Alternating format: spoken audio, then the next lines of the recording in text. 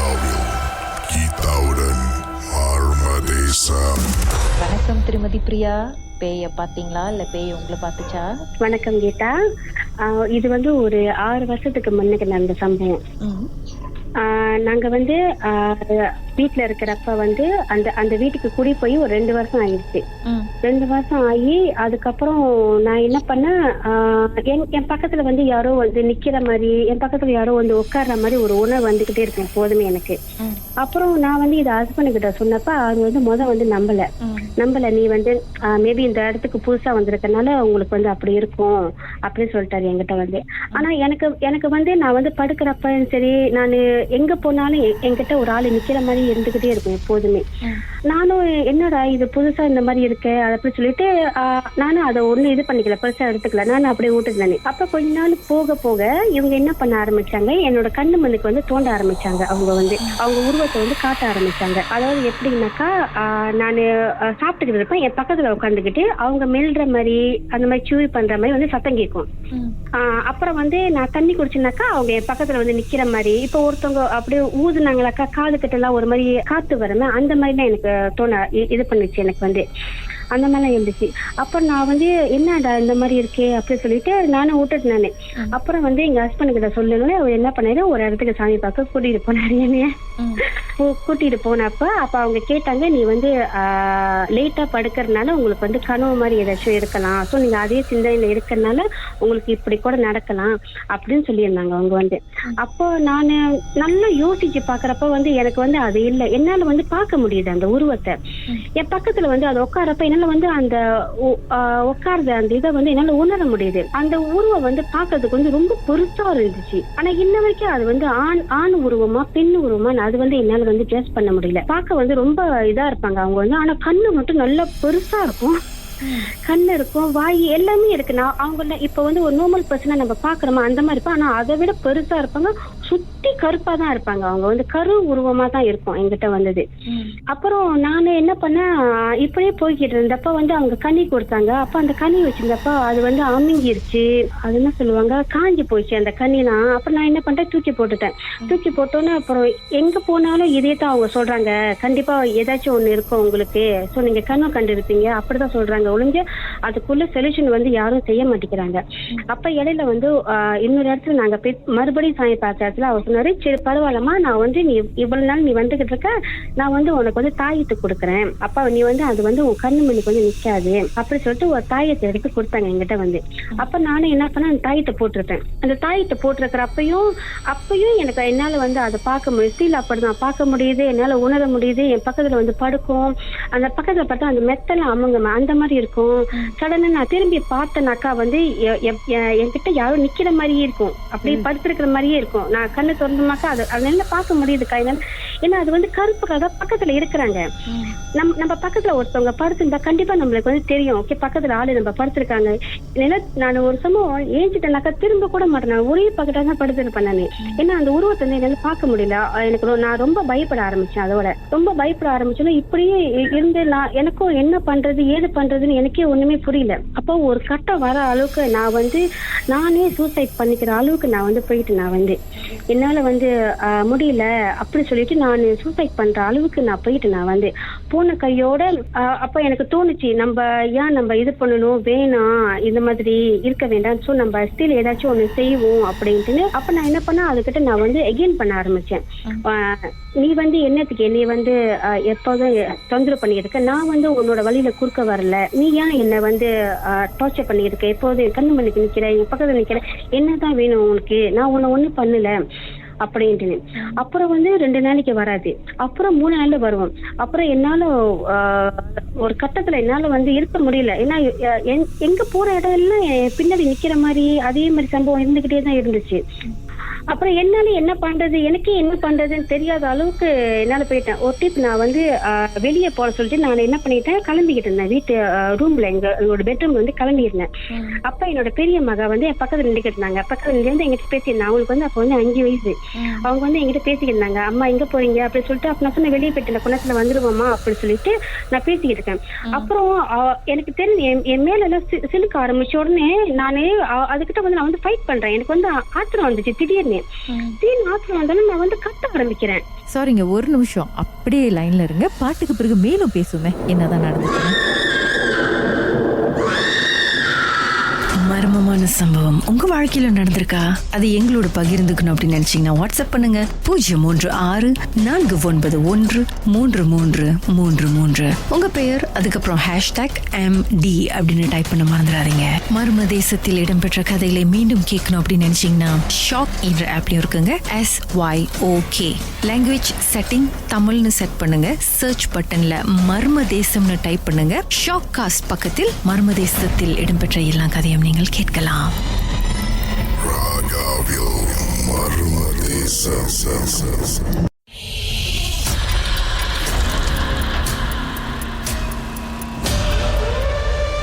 ராகவ், இது மர்ம தேசம்.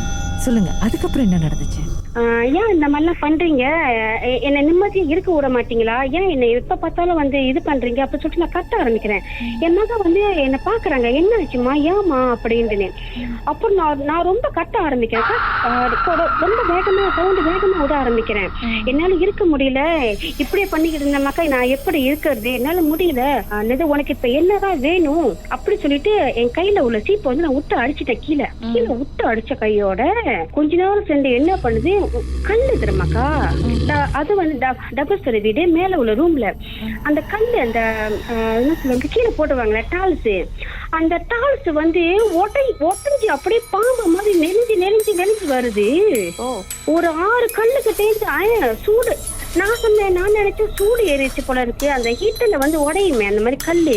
எனக்கு நான் சவுண்டு விட்ட கையோட அந்த கல்லு அப்படியே பாம்பு மாதிரி நெளிஞ்சு வந்து வேகமா அப்படியே ஒரு கல்லு அப்படியே அந்த இந்த பக்கட்டும் அந்த பக்கத்தை ஜாயின் பண்ணிருப்பாங்க கல்லு. அந்த கல்லு மேல வரைக்கும் தூக்கி அப்படி ஒரே வெடிச்சு சதுரி போயிருச்சு. அந்த ரூம் எல்லாமே கல்லு. நாங்க நிக்கிறோம், என் காது வரைக்கும் கல்லு. உங்க பொண்ணும் பக்கத்துல இருக்காங்க? பொண்ணும் பக்கத்துல என் கை காலை புடிச்சுக்கிட்டாங்க. பொண்ணு பக்கத்துல நான் அவங்க கண்ணை மூடிக்கிட்டேன். நான் கண்ணை மூடிட்டு அவங்கள வந்து அங்க பாக்க சொல்லல. அதுக்கு வந்து அவ்வளவு ஆங்காரம் வந்து நான் பேசிட்டேன். நான் அதை எதிர்த்து நான் பேசிட்டேன். நான் எப்படியாச்சும் நான் வந்து அவங்ககிட்ட நான் என்ன சொன்னேன்னாக்கா, நான் வந்து நான் வந்து கண்டிப்பா வந்து உங்ககிட்ட சரண்டர் ஆக மாட்டேன். என்னால முடிஞ்சது நான் பாக்குறேன், உன்னால முடிஞ்சது நீ பாரு அப்படின்னு சொன்ன கையோட அந்த கல்லெல்லாம் வெடிக்க ஆரம்பிச்சிருச்சுக்கோ. இன்ன வரைக்கும் என்னால நம்பவே முடியல. அந்த கல்லு வெடிச்சது. அந்த கல்லு வெடிச்சு எல்லா பக்கமும் செதறி போயிருச்சு. செதறி போனோன்னு எனக்கே என்னதான் செய்யறதுன்னு தெரியல. அப்ப நான் என்ன பண்ணிட்டேன், அதோட நான் ஒண்ணுமே பேசல.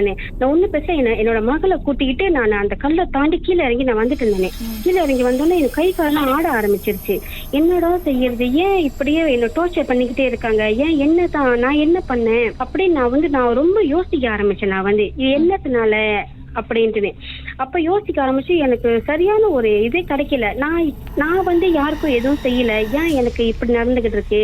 வாழ்க்கையில நம்மளுக்கு துன்பங்கள் வரும், ஆனா இது பேயோட துன்பங்கள் தான் இன்னும் கூட வருது எனக்கு அப்படின்னு நினைச்சு எனக்கு என்ன பண்றதுன்னு தெரியல. அதோட நான் உட்காந்து ரொம்ப யோசிக்க ஆரம்பிச்சேன். அப்புறம் வந்து அதோட நானும் ரொம்ப சாமி அந்த மந்திரங்கள்லாம் படிக்க ஆரம்பிச்சேன். அந்த ஏதாச்சும் பக்கத்துல வந்துச்சுனாக்கா நான் மந்திரம் படிச்சிருவேன். மந்திரம் படிச்ச கையோட அந்த ஜபம் படிச்ச கையோட அது வந்து போயிடும். அப்புறம் மறுபடியும் வரும்.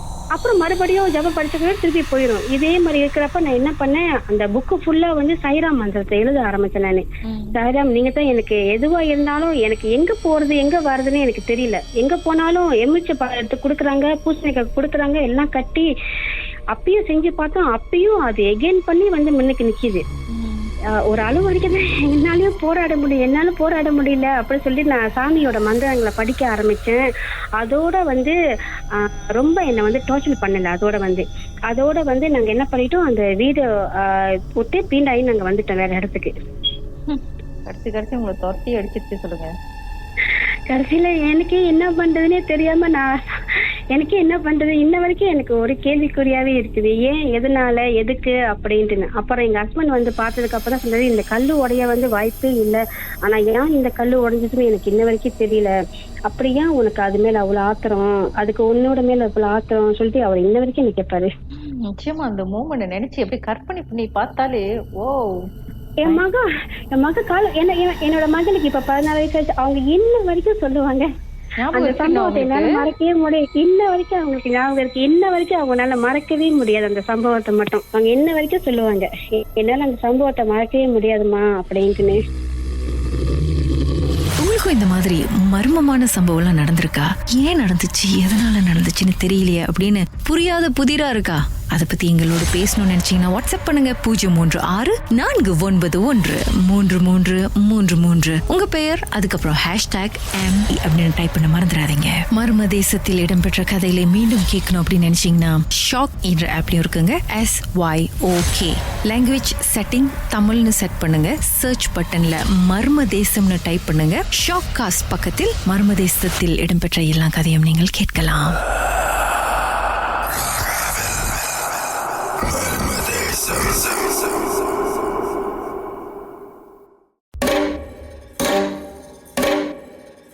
ராகவில் நீங்கள் கேட்டுக்கொண்டிருப்பது மர்ம தேசம். உங்களுடன் கீதா. மிஸ் மீரா, என்ன நடந்தது? எனக்கு கரெக்டா 12 வயசு. அப்ப தாத்தா எனக்கு ரொம்ப பாசமான ஒருத்தர். எனக்கு வந்து தைரியம் எல்லாம் கத்து கொடுத்துரு. அந்த நைட்டு நான் வந்து பருத்து தூங்கிட்டு இருக்கோம் எல்லாமே. ஆக்சுவலி நான் 6 மணிக்கு எந்திரிப்பேன்.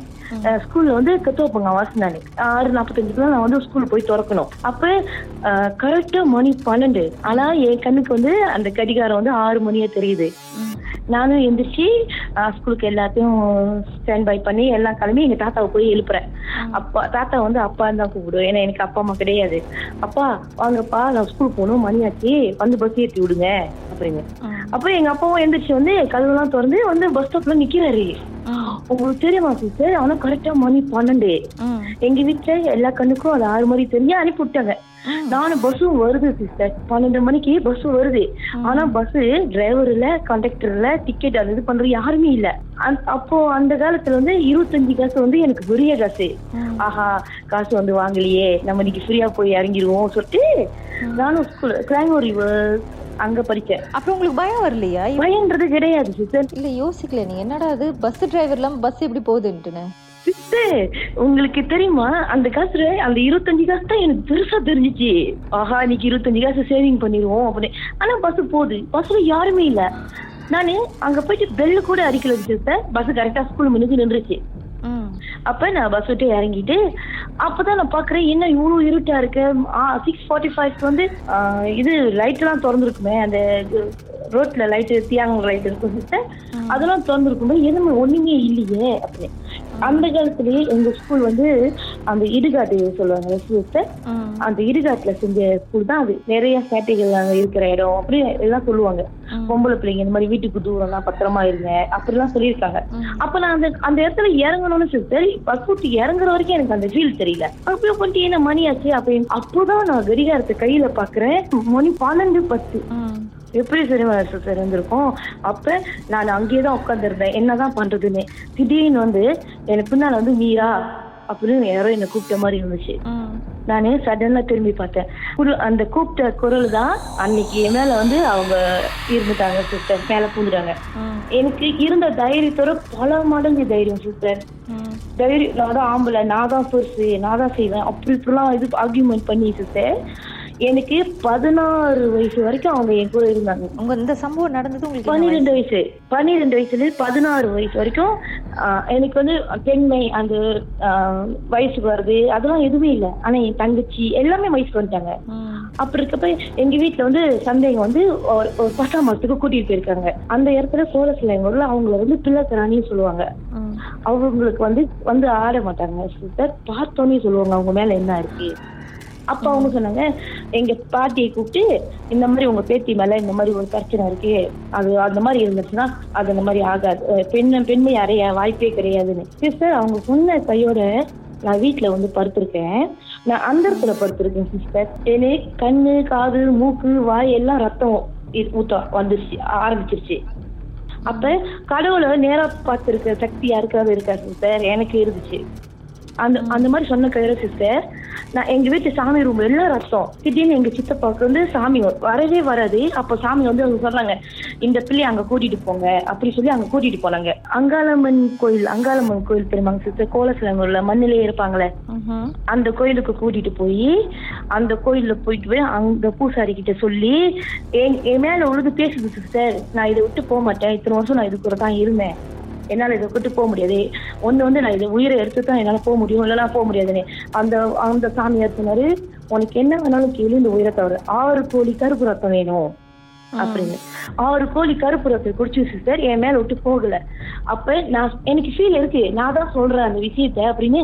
அப்ப நான் சொல்றேன், இந்த உலகத்திலே நான் தான் பெருசு, என்னை யாராலும் ஒன்றும் செய்ய முடியாது அப்படின்னு. உங்களுக்கு தெரியுமா சிஸ்டர், அந்த அங்காளம்மன் சாமி அந்த மண்ணை விட்டு எழுந்துச்சதை என் 2 கண்ணால நான் பார்த்தேன். அவங்க என் முன்னுக்கு எழுந்திருக்கிறாங்க சிஸ்டர். சிஸ்டர் சத்தியமா சொல்றது, அந்த மாதிரி ஒரு இது நானு எனக்கு உலகத்துல யாருக்குமே கிடையாது. அந்த மாதிரி ஒரு இது எனக்கு கிடைச்சிச்சு.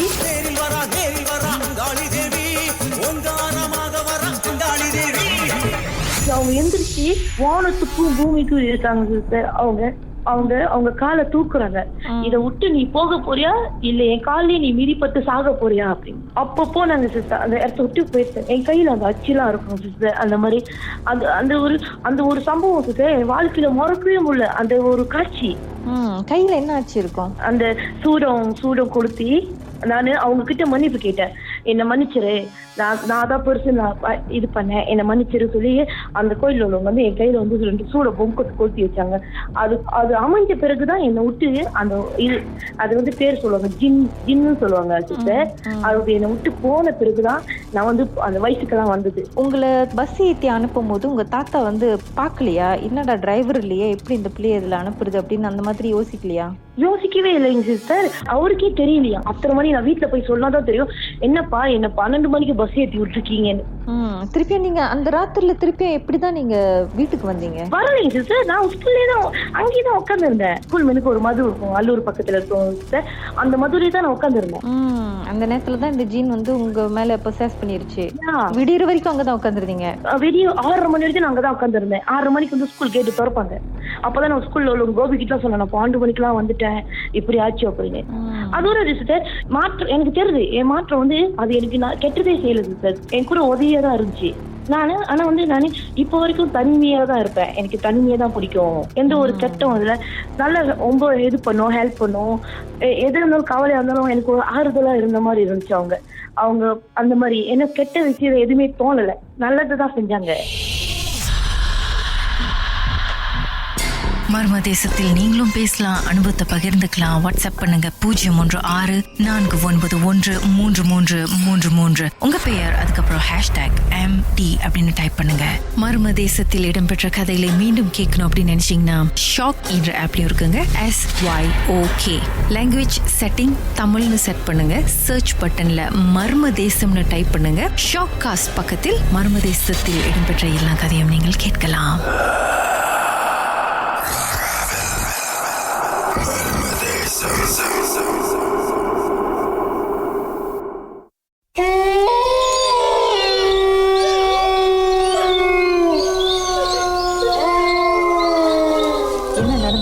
ஓகே, வணக்கம்க்கா. என் பேர் நவீன். ஆக்சுவலி வந்து நான் 2014ல வந்து போயிருந்தேன். அது வந்து நாட் இன் செமனாஞ்சு மலேசியா, அது வந்து இன் சரவா. ஸோ அதுக்கப்புறம் அங்கே போயிட்டு ஒரு 3 months அந்த ட்ரைனிங். ஆனால் வந்து போய் ஒரு 2nd month அந்த மாதிரி இந்த விஷயம் நடந்துச்சு. என்னன்னா ஒரு ஒரு ஒரு இவெண்ட் மாதிரி இருந்துச்சுக்கா பிஎல்கேன்ல. அது வந்து என்னன்னா காட்டுல போய் நம்ம தங்கணும். ஸோ அந்த 1 whole day வந்து நம்ம வந்து நம்மளோட யூனிஃபார்ம் போட்டுட்டு அவங்க கொடுக்குற சாப்பாடு தான் நம்ம சமைச்சிட்டு காட்டுல கேமா போட்டு இருக்கணும். ஸோ அந்த மாதிரி நம்மளோட கம்பெனியில வந்து ஒரு 60 பேர் இருந்தாங்க. அந்த 60 பேர்ல வந்து ஒரு 2 ஹவருக்கு ஒரு தடவை வந்து அவங்க நேம் லிஸ்ட் செக் பண்ணுவாங்க. 2 hours once வந்து அந்த நேம் லிஸ்ட் செக் பண்ணுவாங்க. அதாவது என்னன்னா அந்த 60 பேரும் இருக்கிறாங்களா, 2 hours once வந்து அந்த கமாண்டர் வந்து செக் பண்ணுவாரு. ஸோ அந்த மாதிரி வந்து எவ்ரி 2 hours வந்து செக் பண்ணிட்டே இருக்கிறப்ப ஃபர்ஸ்ட் அரௌண்ட் மணி ஒரு விடிய காலையில 2 ஆயிடுச்சு. ஸோ அந்த மாதிரி செக் பண்ணிட்டு இருக்கிறப்ப ஒரு ஸ்டூடெண்ட்டை காணோம். ஸோ மலைக்கிற ஸ்டூடெண்ட் அவர் வந்து அந்த பிள்ளாத்தையே வந்து செக் பண்ணிக்கிட்டு இருக்கிறப்ப அந்த ஒரு ஸ்டூடெண்ட் மட்டும் காணா போனதுனால என்ன செஞ்சுட்டாங்க, எங்களோட கம்பெனி பிகாஸ் அதுல வந்து அல்ஃபா, பிராவோ, சார்லி, டெல்டா அந்த மாதிரி இருக்கும். ஸோ பிராவோ கம்பெனில இருந்து 2 பேர் அனுப்பி போய் டாம்ல தேடி பாருங்க அப்படின்னு சொன்னாங்க. நம்ம காட்டுக்கு நம்ம ஆஃப்டர்நூனா இல்ல நைட்டா? இல்ல AM 2 AM.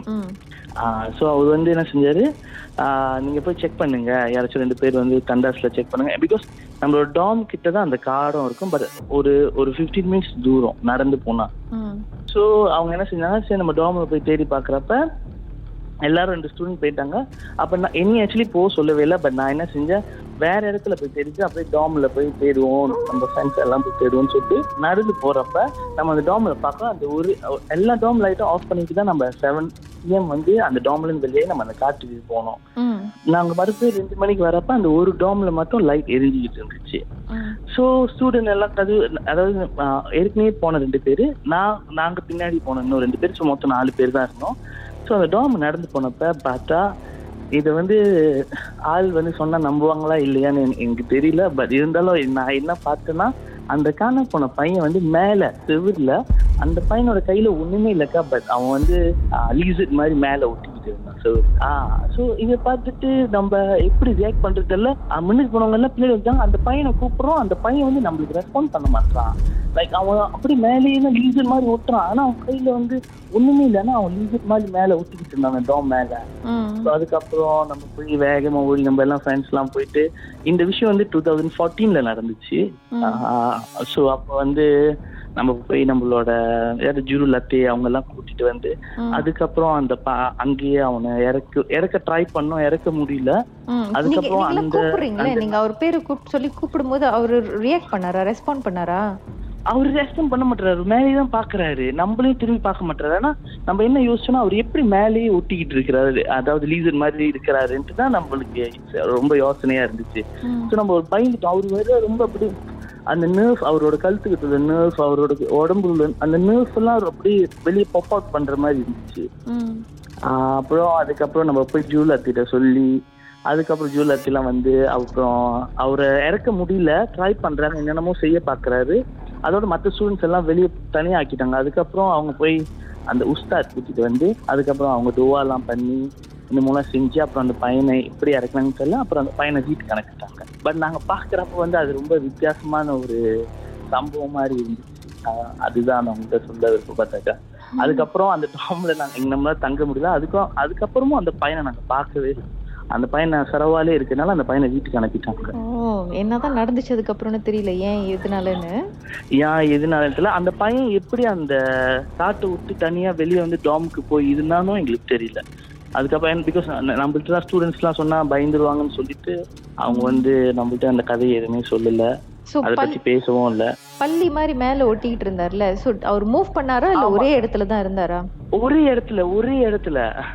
கண்ணால இதெல்லாம் நீங்க பார்க்கும் பொழுது பயந்துருப்பீங்க எல்லாரும். ஆமாக்கா, ரொம்ப பயந்தோம். ஏன்னா அந்த மாதிரி நம்ம படத்துல பாத்திருப்போம், அது உண்மையானு நம்ப மாட்டாங்க. பிகாஸ் நான் அந்த மாதிரி நம்பின எப்படி ஒரு ஹியூமன் வந்து சும்மா ஒண்ணுமே கையில எல்லாம் இல்லாம மேல செலுத்து நிற்பாங்க, அது ரொம்ப ஒரு டிஃப்ரெண்டான விஷயம் மாதிரி இருக்கும். நம்பலாமா நம்ப கூடாது. பட் இது நானே என் கண்ணால பார்த்தேன். அப்புறம் வீட்டுல வந்து சொன்னேன். அதுக்கப்புறம் அந்த பையனை பத்தி நம்ம விசாரிச்சோம். ஆனா வந்து எங்களோட ஜுரு லத்து அவங்களாம் வந்து எதுவுமே சொல்ல மாட்டாங்க. ஆனா அந்த பையனை கீழே இறக்குறப்ப ஒரு 2 hours அவன் மேலதான் இருந்தான். அப்புறம் ஆளு உஸ்தாத் எல்லாம் கூட்டிட்டு வந்து அதுக்கப்புறம் என்னென்னமோ செஞ்சு அந்த பையனுக்கு தண்ணி அடிச்சு அதுக்கப்புறம் தான் அவன் இறக்குனாங்க. இந்த சம்பவத்துக்கு அப்புறம் மிச்ச மீதி நாட்கள் எப்படிதான் ஓட்டுனீங்க அந்த காட்டுல? அது தவிர்த்து நிறையவும் டிஸ்டர்பன்ஸ் எல்லாம் இருக்கும்க்கா. நான் நைட்லாம் வாஷ்ரூம்கே போக மாட்டேன்.